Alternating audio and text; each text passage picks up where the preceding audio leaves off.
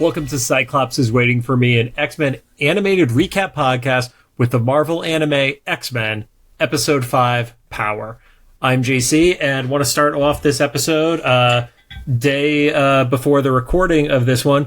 Our buddy David Arrigo Jr., who many of you know as Leech and a bunch of other voices on X-Men 97, he won, I'm going to read it so I don't mess it up, the 2026 Children and Families Emmy Award for Outstanding Multiple Role Voice Performer in Children's or Young Teen Programming.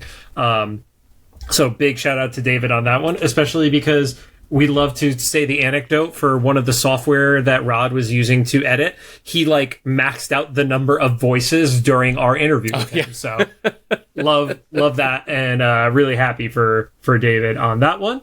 And then also, just something, I don't know if you saw it, Rod. They announced a Marvel collection video game that is called the Maximum Collection. And on that, it has the X-Men arcade game. For the first time, you could buy it in 13 years. So yeah, I was gonna mention that because it's a pretty comprehensive. It's very comparable to the Mortal Kombat collection that came out because, of course, they have the King, right, the X-Men arcade. And has online multiplayer. That's going to be crazy if it works well. What I want from the online multiplayer is I want it to be the same as Marvel Cosmic Invasion or the Ninja Turtle Shredder's Revenge game, where people could just drop in and out randomly. Like you just open your party up. Because it's great, because it doesn't have voice chat or anything like that, so you don't have to worry about lunatics coming in your game.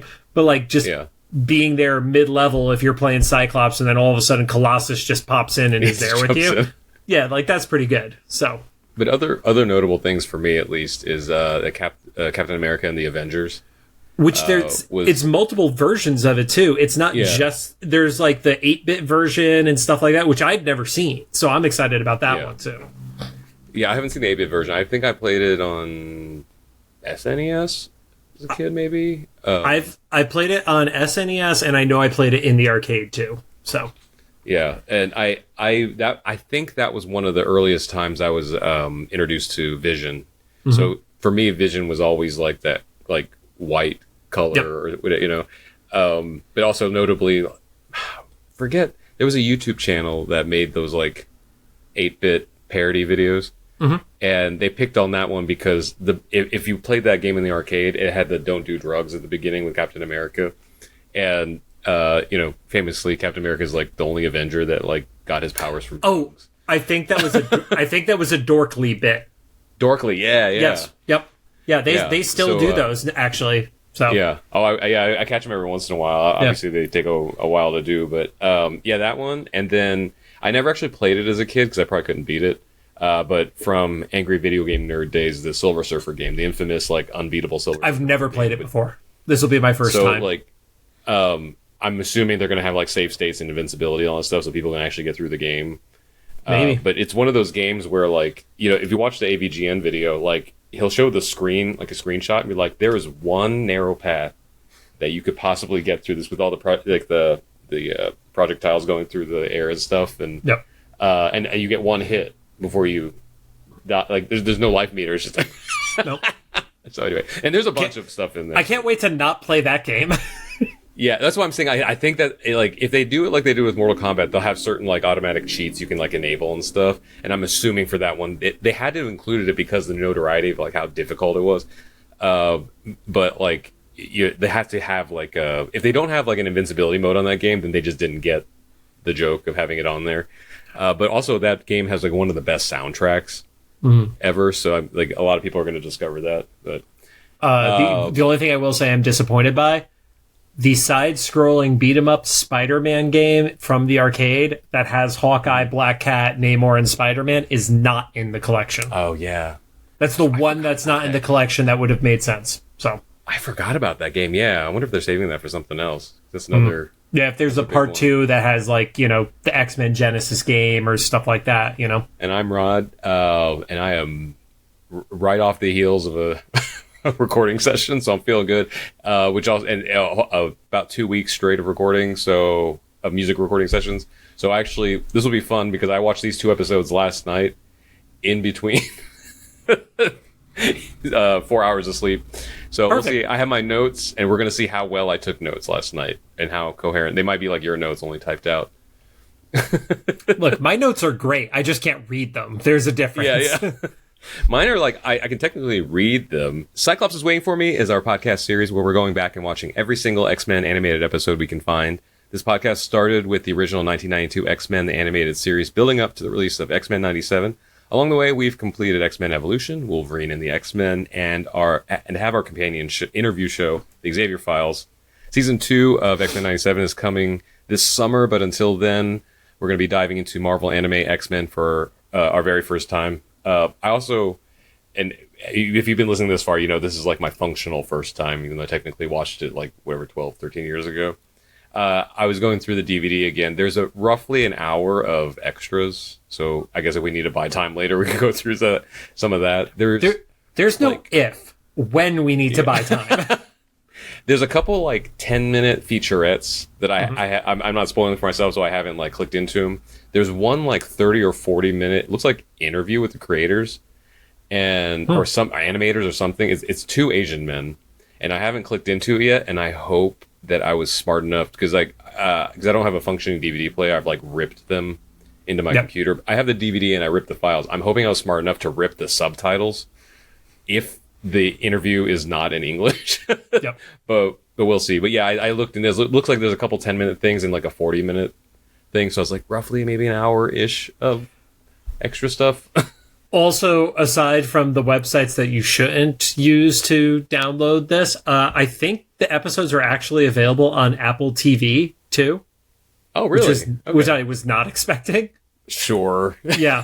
So, some quick reminders. We're a recap show about a series that started over 15 years ago. There are going to be spoilers, and if you don't want it spoiled for you, pause the podcast, watch the episode, however you can get to it, and then come back. We are currently not sponsored or affiliated with Marvel Animation, Disney, or Disney+. Don't forget to follow us on social media at Cyclops IWFM Pod on Instagram, Threads, Facebook, and TikTok. Let me tell you about TikTok. You just called it TikTok. Yeah, TikTok. Yeah, the day that we're recording this, TikTok has gone down again. So really? For anybody keeping track, well, kind of. So in January, there was a U.S. server transition, which went as well as you would expect, and arguably never really recovered from. And then today, a large percentage of people online have said that they can't like use the app. So if you want to go on TikTok, I guess have fun. Also, have you posted anything to TikTok for our account in like the last like 3 months? Not really. Okay, then probably don't even need to worry about going to TikTok for our stuff. I don't know, like, because I might get motivated. Usually I get motivated and like post like about 4 months worth of content at once. It's true. I did finally start uploading this week the reels, cross-posting them to YouTube because you had forgotten about shorts for a very long time. Oh, yeah. But anyway, today we're going to be talking about Season 1, Episode 5, titled Power. It originally aired on May 6th of 2011 in Japan under the title Unity. In the U.S., it would air on November 18th, 2011, and it currently sits at a 6.9 rating on IMDb. Interestingly enough, this episode and the next episode both are 6.9 ratings, and that is also in like a top rated number for the series. So, all right. I don't know. There's something about it just from it being anime that I think like it gets judged harsher than a standard traditional like Western animation for some reason. So I will say, I remember when this came out and me and my friend were watching it, and then we had mentioned it to a couple other friends, and not very many other people had watched it, but some had. And the general criticism that everybody else had is how slow it was. Like it's just so used to like really fast paced. And I don't actually really watch anime that often. But for me, I liked this kind of like non-hectic pace. Like I love my like hectic X-Men. You know, X-Men 97 was like a speed run of like 20 years of stories. But I thought it was like a nice change of pace, you know, to go through these stories, and even the little quirks that we've noticed and we pointed out, even with those, is still like this more kind of realistic, not in like the sci-fi sense, but realistic in like Like, I think there's an episode, either this one or the next one, where like Wolverine's like, "Oh, you're still a dick." It's like, okay, so that's how Wolverine would talk. This one. That's this one. Yeah. Yep. But even like, but I think like even in X-Men 97, in my head he talks like that, but on TV he can't. So like, yeah, I totally can see that. It's like, it's not that it's realistic. It's more. It's just like grounded. Is like kind of how I would feel it out, which is wild because there's giant robots and fucking human and stuff like that. So, but the episode kicks off with Hisako, who's in uniform for the first time and standing in front of this like rock pillar that starts cracking, and then a blue laser starts to cut through it, and then we see for the first time this show's version of a Sentinel. What was your thought on the Sentinel, like overall, like the design and stuff like that? Oh, I liked it. To me, it like stayed true to like the design that I'm used to from like '92 and stuff. But I also like how it kind of, maybe I can grab it here. I felt like it paid homage to, I don't know if it's probably a comic thing, but the toy at least. Oh, the shooting hands. Like a bunch of stuff in the background is going to fall. Yep. But yeah, like with the. Yep. The sound effect of it hitting your garbage pail is too good. Yeah. You can't see Lucy over here. She's just like, what is going on? She's sick of your shit. So, I liked it. I thought the facial expression was a little like weird, like it looked like it had lips. But outside of that, I thought it was good. It's fun. Yeah, I did, and I like the ominousness of it. So I don't know if that's so much the design, but just the pacing of it. Because obviously we know in these shows that this is just a danger room thing. When they cold open with stuff like this, it's always a danger room situation. Right. But they still made it like scary with the arms like holding her up. Yeah. It starts out where I'm trying to figure out, is there something to her power of like blue is her fully in control, yellow is like still in control but on the edge, and then red is she's lost it? Like, is that how we're supposed to read it? Because in the comics she's just red. Like, it's just everything's always red. But here it feels like her color is reflective of like her like vibe at the time and stuff. So I was actually going to ask you, because I don't know this character outside of this show, if her characterization is normally like this, or if they've kind of leaned it more to be like Jean, which we'll talk about later in this episode. And maybe that's where the color comes in. So I've read the original minis, or the original series where she got introduced with the Joss Whedon Astonishing X-Men. I haven't read that in almost 20 years, though.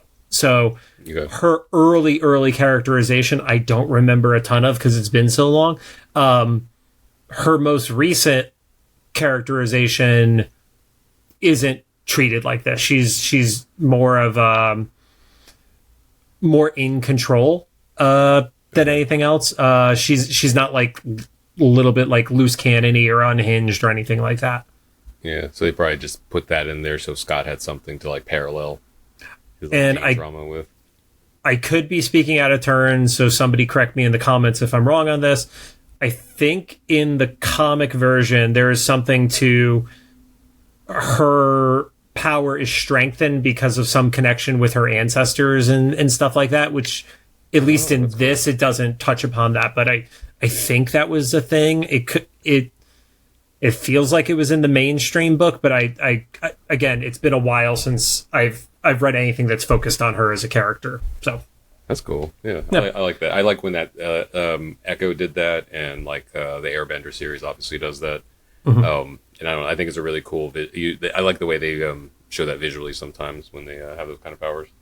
So she, like you were saying, gets grabbed by the Sentinel arms. They shoot her. It looks like she gets shot through the stomach from like the laser out of the Sentinel's mouth, and then she proceeds to fall into a pit.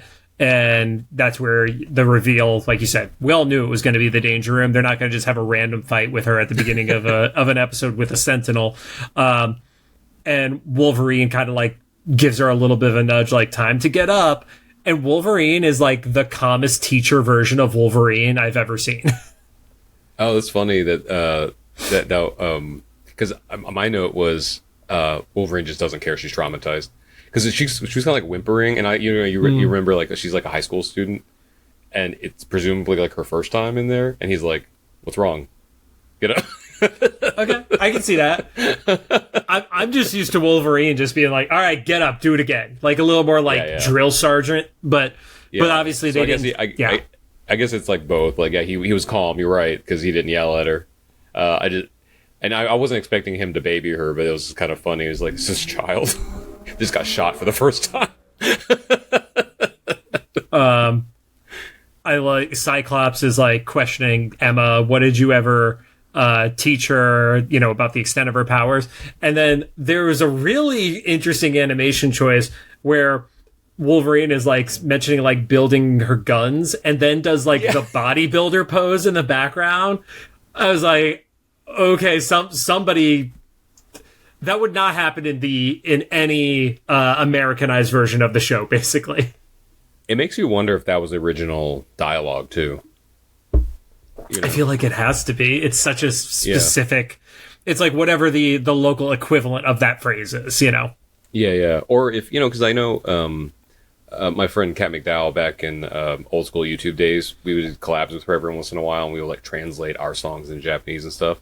And more times than not, she'd be like, "There's not really a phrase in Japanese for that sentiment." So yeah, maybe like this is the closest there was to, but maybe there's like a more like colloquial, saying or something that was happening there that make more sense, and it wasn't such like out of left field, like accusing this like an online tutor of not physically training a student more, Hisako is defensive of Emma because, Emma's like been her savior and stuff like that. And Scott is in full Scott mode. Like, I'm kind of digging him right now. I love how he's like, well, I don't really owe anything to Emma. She's not a member of the team. Also, finish middle school before you give me shit. And it's like her whole defense is just I'm in high school though. Like she has no defense. That's why I learned she was in high school. I guess we knew she was younger. I assumed when he said like middle school, I was like, oh, she's in middle school, and then I had like backspace my notes. But it wasn't just Wolverine that was kind of like the whole team just was like, she's gonna have to grow up fast. I mean, even Storm, even though she didn't necessarily say anything, she was still just standing there. And so they all just kind of agreed, like, well, she's going to have to kind of toughen up because we're at war. Yeah. She is a child soldier at the end of the day. Yeah. So. But I know this was the 2010s, but like 90s, right? Like everything's about child soldiers. I mean, the X-Men have literally been child soldiers since the 60s. So, yeah.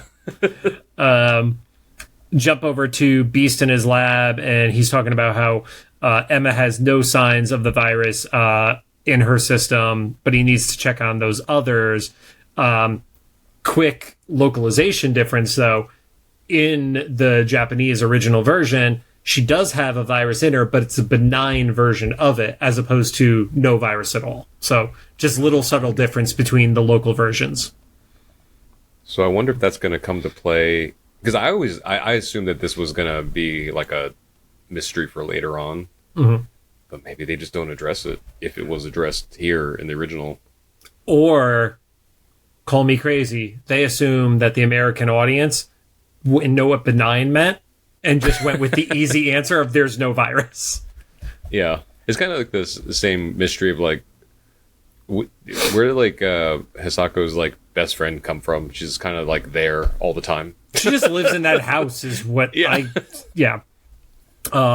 so Beast is going to work on an antiviral and take it back to Japan.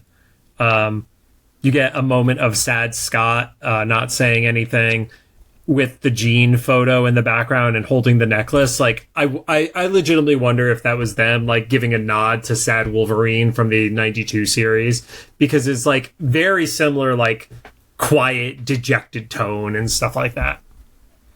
It almost seems like the multiverse flip, right? Like the variant.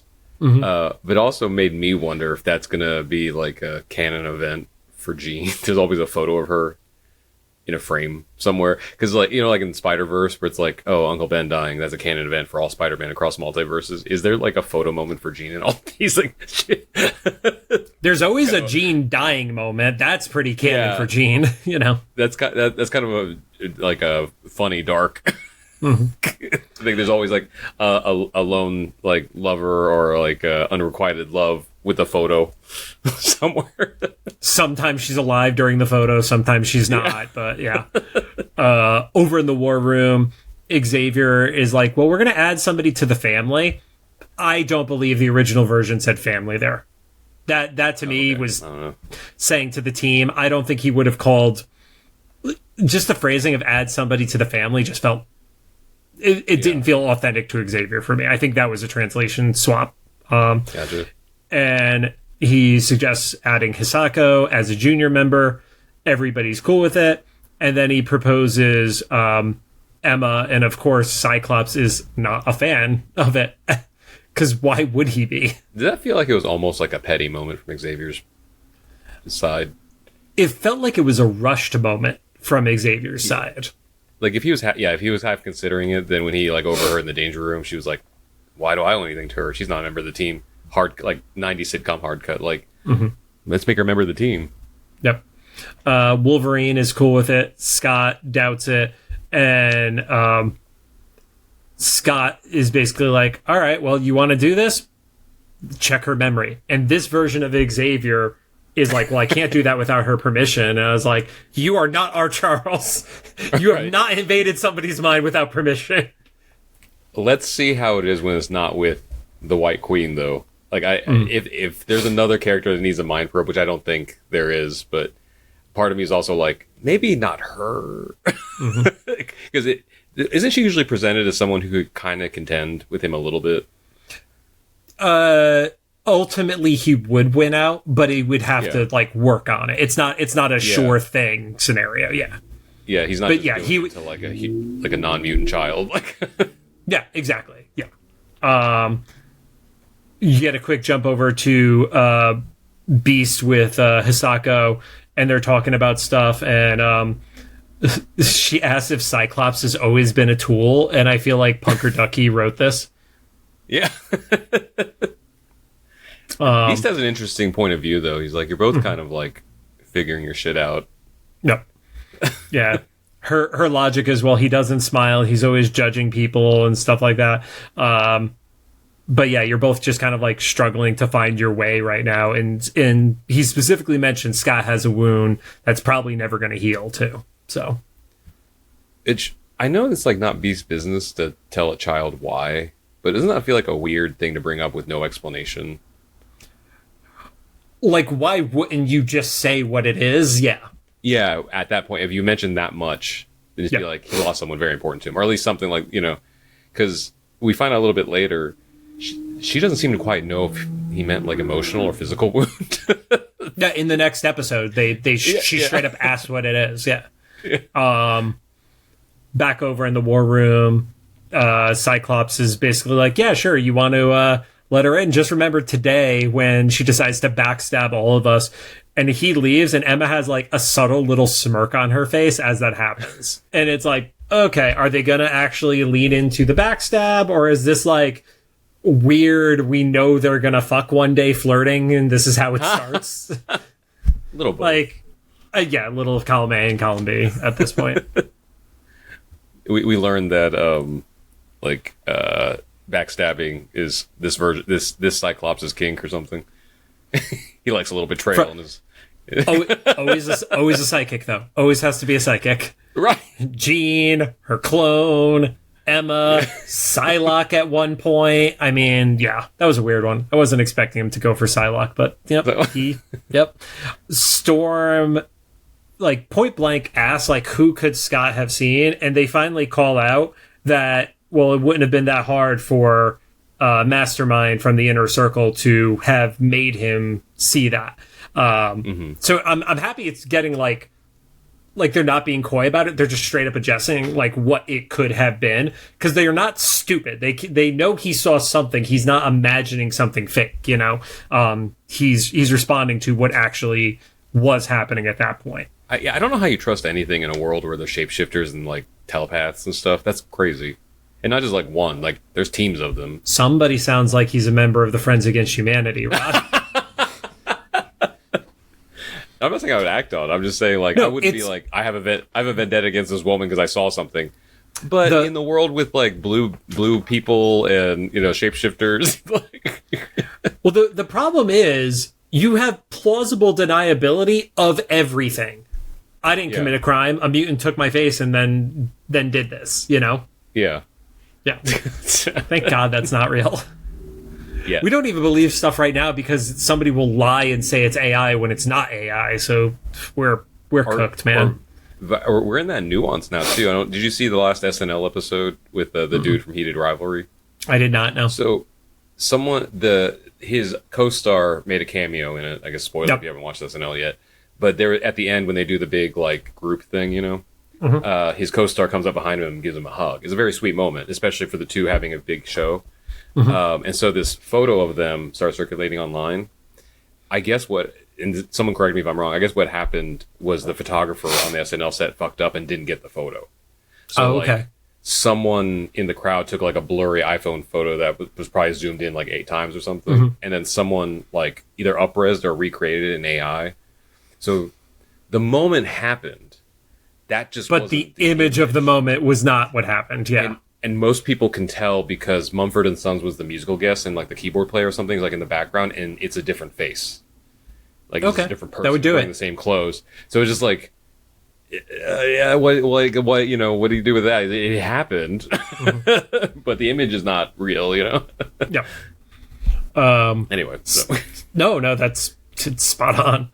We're the show that's a bunch of tangents with X-Men in the middle of it. We're fine. So Cyclops goes back to Beast's lab, grabs Hisako, tells her, congratulations, you're a junior member, let's start training right now. And she's definitely in like Emma's my teacher, like camp. Like she's like, I don't need to respect you. And then he grabs her arm and he's like, no, I'm your teacher, let's going. Like, let's get moving on this one, so. He's like kind of like projecting his hatred of Emma to her, right? Because it's his only outlet right now. Or maybe, I guess we find out in a little bit, like it's more of like he doesn't want to relive the trauma.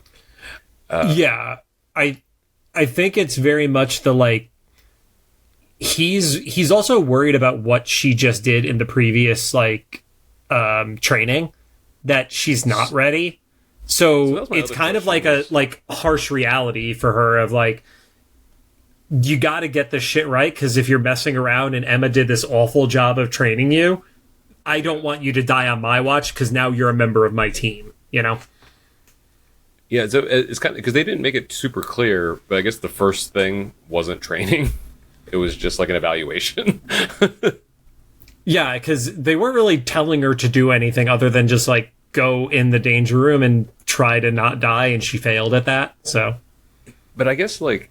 Maybe I need to go back and rewatch and see, but my understanding of Hisako up to this point wasn't that Emma was training her to be a warrior, just how not to, like, die from her powers or something, or kill other people. But, so, like, to throw her in a battle situation seems kind of crazy. Right, but she also didn't use her powers properly to not die from the Sentinel either. Yeah. Yeah. Yep. So they go back into the danger room. Everyone is watching. And then she throws out the options because she's still like playing it sarcastic right now of like, oh, is it going to be robots again? Referencing Sentinels. Is it going to be aliens? And that's like a reference to like the Brood or the Imperial Guard or vampires. I'd really like vampires. And I think we've mentioned this before. Like there's always this like underlying story that of anyone who does the interaction with Marvel's vampires, the X-Men are like number 2 on the list, basically. So, because we saw that in the X-Terminators book. There's like this ongoing story between Jubilee being a vampire at one point, and then like Storm and Dracula have a rivalry and stuff. It's always weird saying Dracula as a Marvel character. Yeah, I actually haven't seen it myself, but I've heard about those things. Yeah, like Dracula's a canon Marvel character, but also it was that list in one of our earliest episodes that was like a summary of every X-Men story, and it was like aliens ruined Scott Summers' day, vampires ruined Scott Summers' day, robots ruined Scott Summers' day. Scott Summers ruined Scott Summers' day. I think that's actually our number 1 or number 2 video ever on TikTok. That makes sense. It was a funny list. Yeah. It was that one, and then the one where somebody just decided to argue with us that it wasn't Mary Jane in the cameo in the Alps episode. Yeah. God, that was another redhead. That was such good engagement bait. Because there's one person who wanted to fight us, and it was like, cool, just nobody's saying anything racist, just let him keep going. Yeah. It's probably because I have keywords set up on there, so they might have said it, and it just didn't make it to the comments. Valid. But Scott says, nope, it's 1-on-1, and telling you to not hold back. I want this to be a real risk. You know the robot in the danger room isn't going to kill you, so the only way we get you to give a real reaction is to take the safeties off. But then puts them on the wing of a plane, because she's not going to fall off and die, because there's nowhere for her to go. I actually don't know how the danger room works in those kind of scenarios, because hard light holograms. There's nowhere to go. Yeah, but there's nowhere to go. But sometimes you can't get a grasp where the space is, because you'll fall from like a cliff and be like, is the danger room that? But I guess the purpose of that, right, was to give her no place to hide, right, so she can't hide behind a tree or something. Which she does try doing, because she hops over the engine or the jet of the jet, whatever the fuck that's actually called. God, we are so bad at that kind of stuff. And she just basically keeps running. Storm is like, no, this isn't cool. And Emma is actually the one who tells Storm to hold, because she already realizes what Scott is actually going for here. So yeah, I guess there's the implication too that Emma might have overheard Scott's intentions, right? I didn't get that from it. I thought it was all body language and such. Yeah, she's definitely watching his body, right? That's what we know. But I think I didn't catch that until later. I think the next episode, Emma says something to Xavier. It's like, oh, so she can just kind of eavesdrop accidentally sometimes on people's thoughts. End of this episode, yes. Oh, the end of and so, but more so, at that kind of made me understand a little bit, not necessarily physically harming a child, but I remember being a teenager, and sometimes when you're that unserious, it takes overcompensating things to get really too serious for you to snap out of the goofy whimsy of it, and no, so he actually shot, right, I guess punched her. He shot her in the shoulder. Yeah, and so it's like, oh my god, he's really gonna do it, Mm-hmm. Yep. Cyclops then gives a little bit of a speech that you could tell this, and Storm calls it out, they didn't try to hide it. He's reliving his moments with Jean of you can't be the victim, you have to be stronger than this, you need to use your power to stop me, kind of scenario. And at that point, she swaps over to Yellow, and that's why I'm okay, Yellow's powered up, but still in control of it. She gets bigger, she starts to fight back, and at one point she actually connects with Scott, and he's bleeding from the mouth on that hit. So, which again, I'm sure if Punker Ducky was watching it, she would love. And then if you notice, Scott does I forgot what other show it was, but I think it was Wolverine who was provoking somebody into a fight, but he wasn't actually swinging. It was just more so getting that person to keep swinging on him, because he's just dodging hits or taking hits and things like that. And then it looks like she fully loses control, and then it's kind of that moment of you have to control this, and stops right an inch from his face before she actually connects to him on it. So it's kind of one of those the professor moments from a 90s movie, right? Where he trusts the student enough to not murder him. Yeah, I guess I don't know what the takeaway was from that, but it's he could, or maybe he wanted to die. Like he was like, either way, he was like, either way, it's going to work out in my favor. I'll either be rid of this, pain, or I win regardless. Yeah. Yeah. Because I guess the core of his problem is like he believes that Jean is gone forever, right?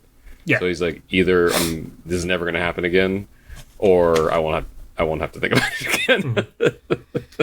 So Scott walks up to her and is basically like, "You're stronger than you think," and Hisako is not happy with all of this, and then that's where we get your favorite line from Wolverine saying, "He's a dick, but it worked."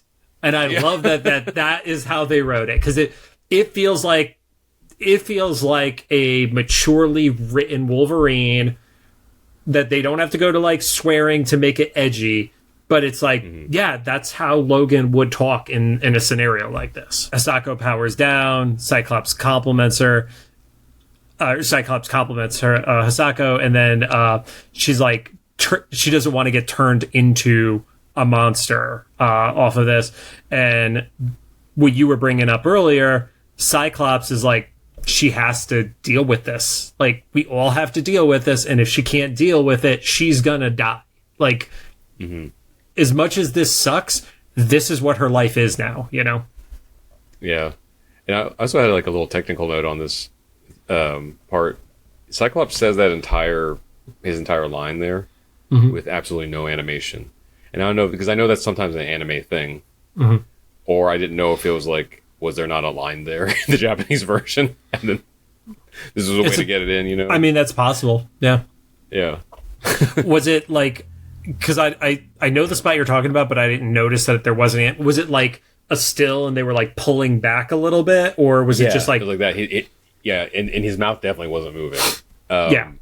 So it could go either way. But yeah, and that actually kind of made me think more about like how much more that reinforces like the parallel of like mutants in the Marvel universe being like other marginalized groups in the real world, of like, even if she doesn't want to be this, like this is at the core of it. It's not even like a choice. It's like just as elemental as who she is.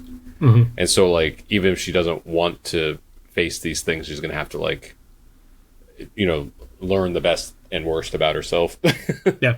Yeah, no matter what, she's in it, regardless of if she wants to be. Does she need to be a part of the X-Men? No, but she's still going to have to deal with, like, she's already been kidnapped for just being a mutant and not even like publicly displaying her powers. Like, they knew she was a mutant, Yeah. You see sad Hisako, who's on a balcony, and it starts snowing a little bit, and then you get to see a little more how this version of Storm utilizes her powers. So I was hoping for an unhinged Storm speech, because to me this was Storm on the dome thing with Jubilee. This Storm wasn't as unhinged, with the exception of making it snow, right? Like she was showing off her powers a little bit. But I was hoping she was going to be like, "We're all freaks, honey," but she didn't do any of that. This Storm is not written like that, Yeah. She mentions how she was at a turning point, and it was really like, if she didn't have Charles, stuff could have turned really, really different from her. And then gives kind of the ethos of being a mutant is like changing the hearts of men about how they interact with with them as a group. Hisako just wants to be normal, which I feel like now that has become the obvious trend from the young member of the team in any of the cartoons. Like, that was Jubilee, that was Kitty Pryde in Pride of the X-Men, that was like a bunch of the kids in Evolution. So the only one we didn't really get that from was Wolverine and the X-Men, because they were all basically adults at that point. Yeah. But that's kind of like the moment, and then Emma joins them outside, and you can't let your power master you, and Hisako's still pretty much doubting herself, her own strength. She doesn't think she's as strong as Emma is, and she keeps emphasizing that, and that's where Emma decides, all right, Charles, let's go. You get to see my memories and share them with the entire team. It's sweet that it was her young student that was like the thing that made her want to. Coming out is not the right word, but kind of like be vulnerable with acquaintances. Because I wouldn't say they're friends yet, right? No, yeah, definitely not. Yeah. So I wrote it down as red nightmare haze when Charles goes into her memory at first, because it's like I didn't think about that. It's like an ugly visual effect. It's like it is not pretty when he goes in there the first time, and you see like moments from when she was a kid. Quick note: when there's the other moms that are reacting to her, one of the kids is holding an Iron Man figure in his hand. Oh, I didn't even notice. I didn't notice that. Freaking Avengers. She basically gets called like a skank. They phrase it as college. That was also one of the localizations where it was in high school originally. And I'm sure there was like a standards scenario where like, let's not call the high school girl a skank. Let's wait till she's in college, because that makes it okay. Also, the way they draw Emma in this, I have to imagine that also probably part of the... Fair. Then she is at what they refer to as a birthday party, where it looks like Emma has started to like use her powers to manipulate a little bit to like get into the upper echelon, like the higher class, like party vibes and stuff like that. Gets pulled into Mastermind's car, and like it's already giving creepy vibes on it. Like, yeah. Talks about using her talents, and then you see where she essentially joins the inner circle, and those characters I have never heard of before. Those are not the inner circle that we know from the Hellfire Club in the United States. Okay. I looked up the names on them, and they are all like Neuron, Marsh, and Rat.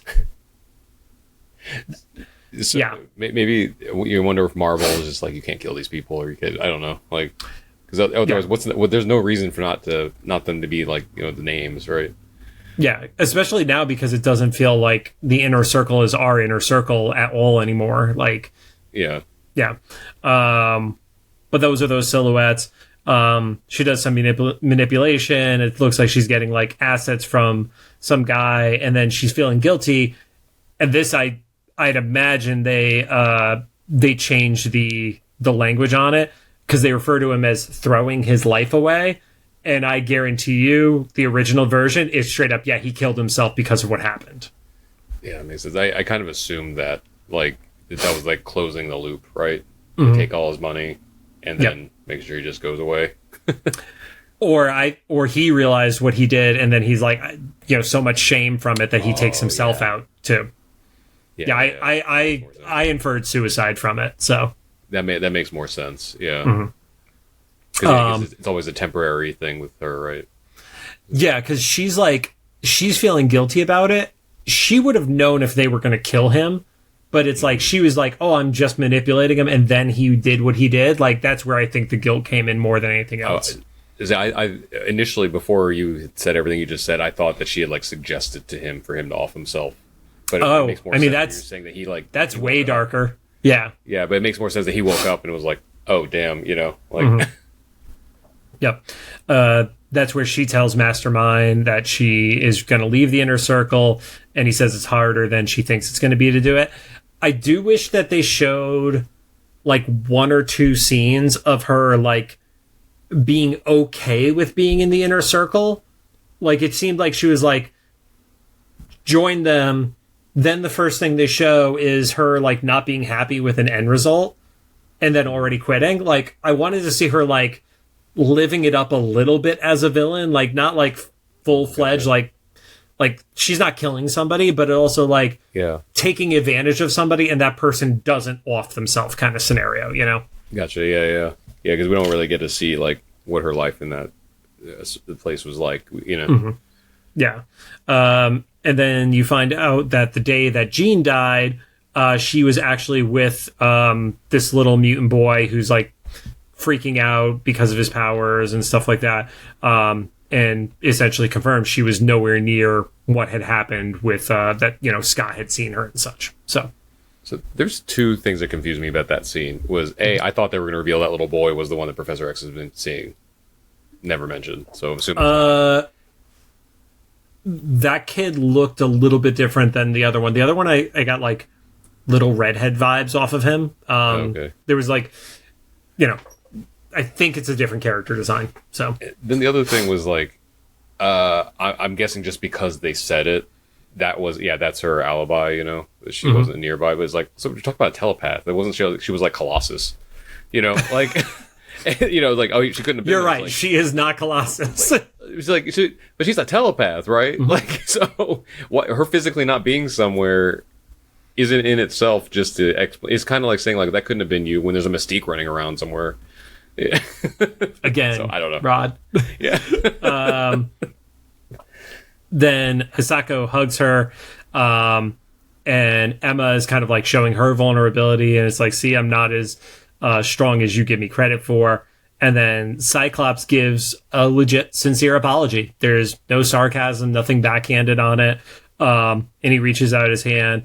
And I do love, like, Emma saying, like, does this mean I get to call you Scott, or is it still Cyclops? And he's like, no, we're still going with Cyclops. Like, we're not there yet. Yeah, it's a work your way up, right? It's like the evolution states of, like, game characters. It's like, we're working together now. Yeah. You got 3 friendship points. You got 10 before you get to call me by my name. Yeah. Yeah. It's all the reputation in World of Warcraft. That's what it is.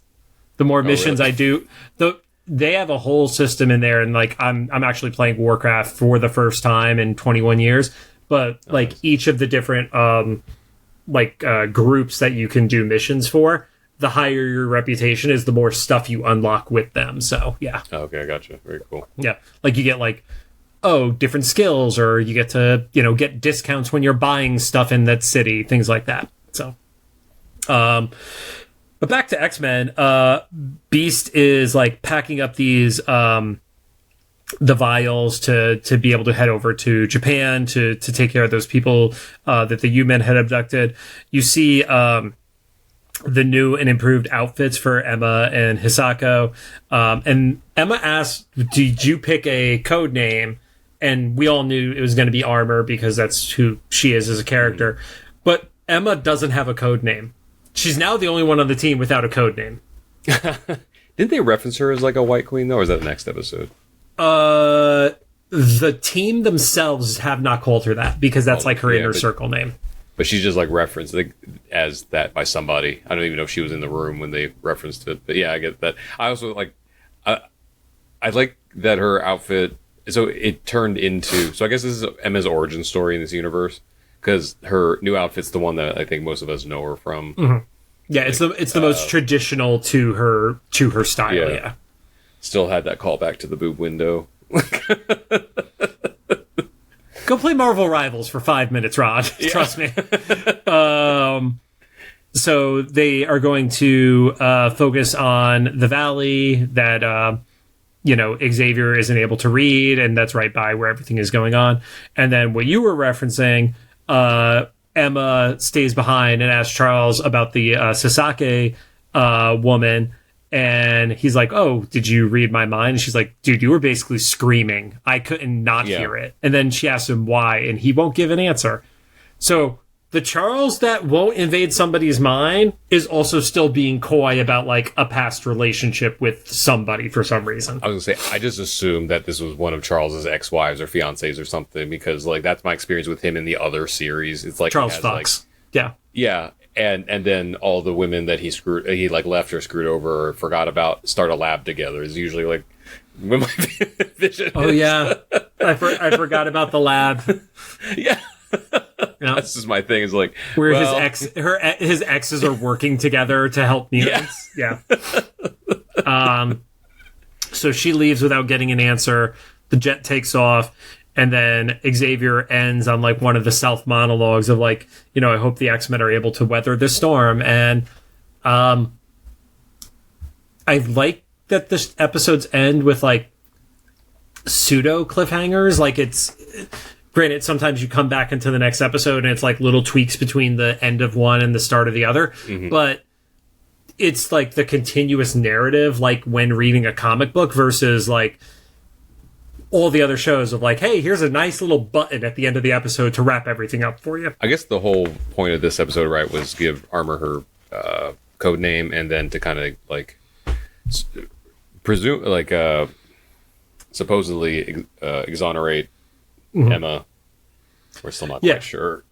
Well, I mean, we're 5 episodes deep into something that's only 12 episodes long. So it's like, I think the way that it's structured is very much a like, we're getting an entire story. We don't have to worry about cliffhangers or anything like that. So you could only have so many episodes where Scott is just like an abusive dick and you can't like get out of that relationship.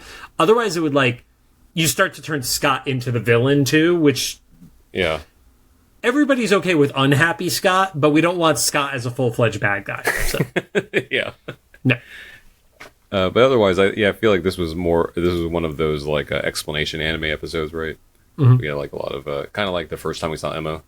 When she woke up in the cryo things, like a lot of storytelling, but it was fine. And we get 2 action scenes. You just like even with Scott being like, I'm not holding back, like you know there's not going to be a scene where Scott accidentally kills Hisako. So that would have been hilarious. Just shoots her in the head and it just pops right off.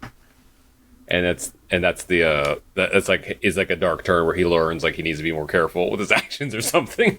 Because he's murdering children. Yeah. Rob, maybe that's why we get shadow banned on YouTube every now and then, because I say phrases like murdering children and we don't edit our episodes. So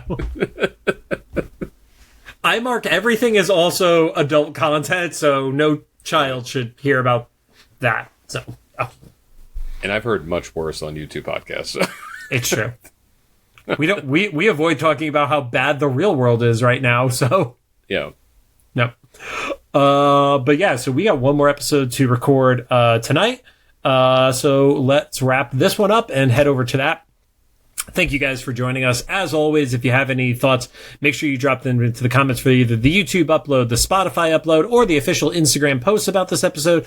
And if you like what you heard, we would appreciate a rating on the podcast app of your choosing.